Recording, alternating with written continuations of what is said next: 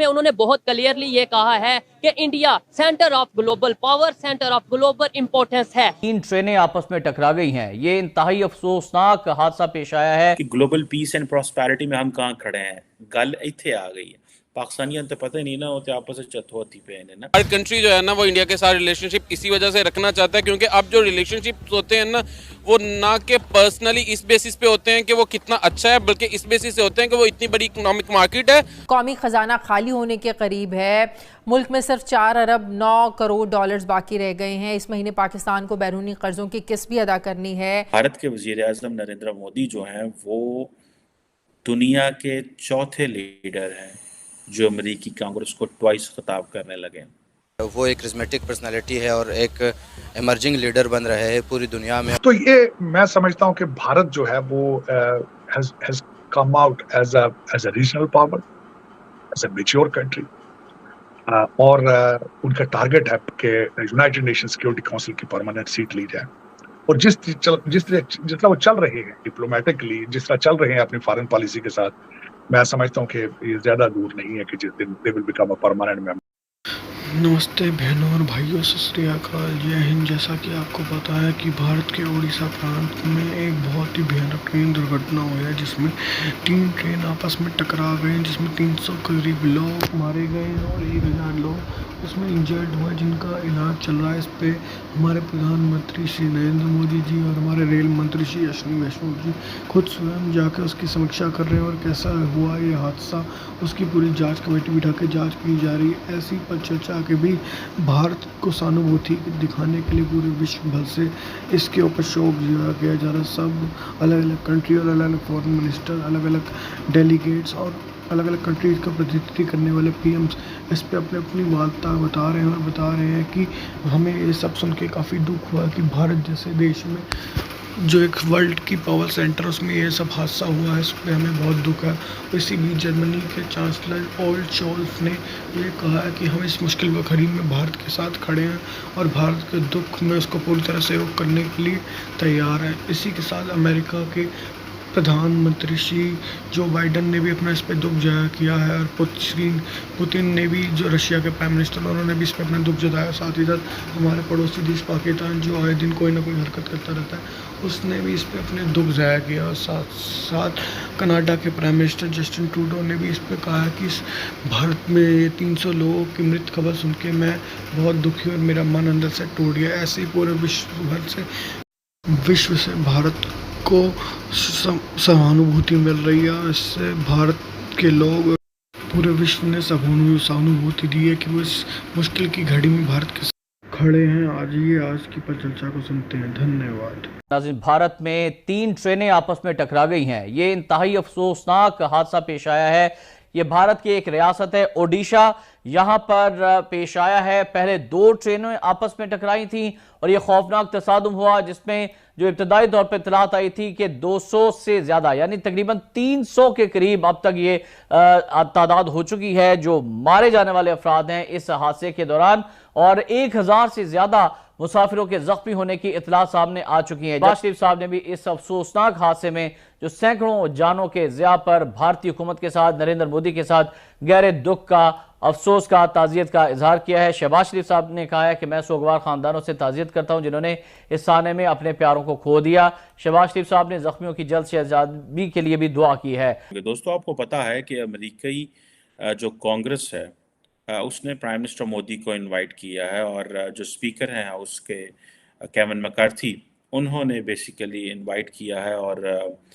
और इससे पहले कि मैं आपको बताऊं कि होने क्या जा रहा है, मैं आपको बताता चलूं कि भारत के वजीर आजम नरेंद्र मोदी जो हैं वो दुनिया के चौथे लीडर हैं जो अमेरिकी कांग्रेस को ट्वाइस खिताब करने लगे।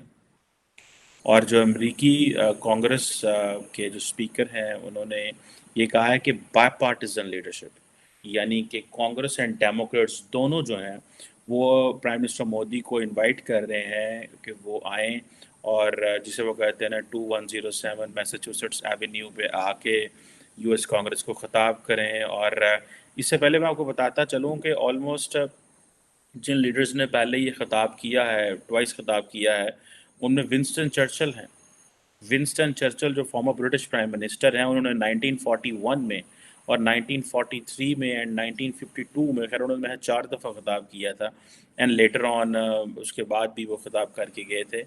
उन्होंने आके ये खिताब किया और उसकी बहुत सारी वजूहात थी। उस वक़्त आपको पता है वर्ल्ड वार 2 होने वाली थी, फिर हो गई, फिर दुनिया में किस तरह का वर्ल्ड ऑर्डर सेट करना है। आप ये इमेजिन करें कि एक मौका विंस्टन चर्चिल को अमेरिकी कांग्रेस ने दिया कि वो बताएं कि वेस्टर्न यूरोप जो है वो कैसे डिफेंड करे अपने आप को, और एक मौका जो है वो भारत के वज़ीर आज़म नरेंद्र मोदी को दिया जा रहा है कि वो बताएं कि जो इंडिया का फ्यूचर क्या है।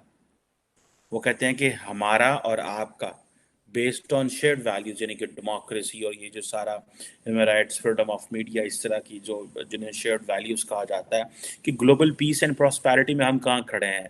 गल इत्थे आ गई है, पाकिस्तानियों तो पता ही नहीं ना होते आपस में चथोती पे है ना।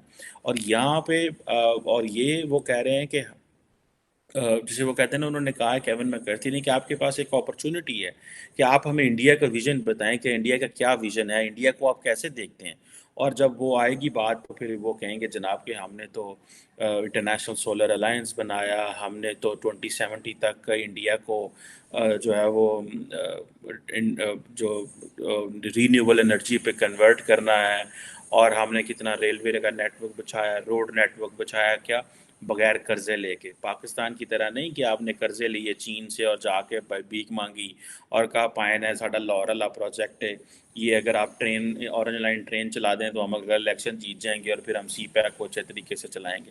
सो ये चीज़ है। सो ये एक मौका ये था कि जो उन्होंने दिया, जो विंस्टन चर्चिल को, एक मौका जो है वो प्राइम मिनिस्टर मोदी को दे रहे हैं। और इसके अलावा जो इजराइल के प्राइम मिनिस्टर बेंजामिन नेतन्याहू हैं, उन्होंने जिसे कहते हैं ना कि ये खिताब किया आई थिंक 96 में, 2011 में और 2015 में, 3 दफ़ा आई थिंक इन्होंने खिताब किया, लेकिन 2 दफ़ा से ज़्यादा वाले यही लीडर हैं।